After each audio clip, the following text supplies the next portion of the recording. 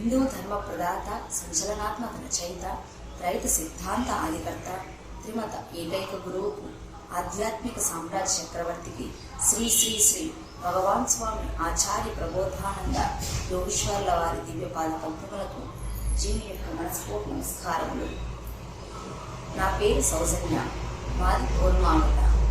యోగి వేమన తత్వార్థ బోధిని గ్రంథమునందు 24వ పద్యమును చెప్పుచున్నాను. ఆకుచాటు నుండు నన్ని లోకంబులు, కొమ్మగానరాదు బ్రహ్మకైన, కొమ్మగానపడిన కొనియాడవచ్చురా విశ్వదాభిరామ వినురవేమ. ఈ పద్యం యొక్క భావము: మన శరీరము నందు శిరోభాగమున 4 చక్రములు ఉన్నవి. వాటి పేర్లు బ్రహ్మ, కాల, కర్మ, గుణచక్రముగా ఉన్నవి.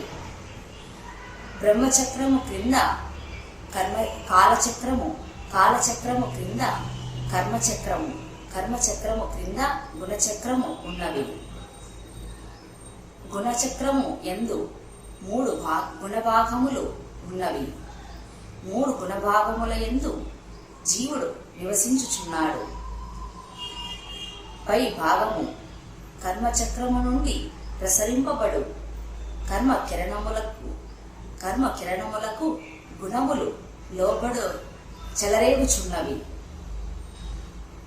3 గుణముల మధ్యనున్న జీవుడు గుణములకు లొంగిపోవుచున్నాడు. గుణములను లోకములుగా పోల్చి బ్రహ్మ విద్యయందు వర్ణించారు. 3 ముల్లోకములైన 3 గుణములు కర్మ చక్రము కింద ఉండును. కర్మను అనుసరించి గుణములు చెలరేగుచుండును. కర్మను ఆకుగా పోల్చి గుణములను లోకములుగా పోల్చి ఆకుచాటు నుండు నన్ని లోకంబులు అన్నారు.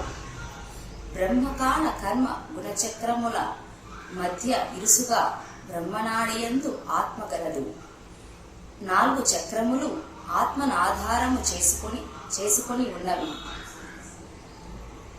ఆత్మశక్తి వలననే అన్ని చక్రములు తిరుగుచుండును. కంటికి కనిపించక బ్రహ్మనాడి మధ్య నున్న ఆత్మను కొమ్మగా పోల్చి దానిని ఆధారము చేసుకున్న చక్రములను ఆకులుగా పోల్చి ఉన్నారు.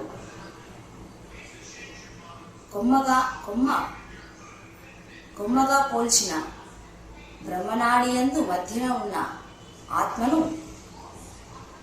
ఆత్మ కంటికి కనిపించదు కనుక కొమ్మగానరాదు బ్రహ్మకైన అన్నారు.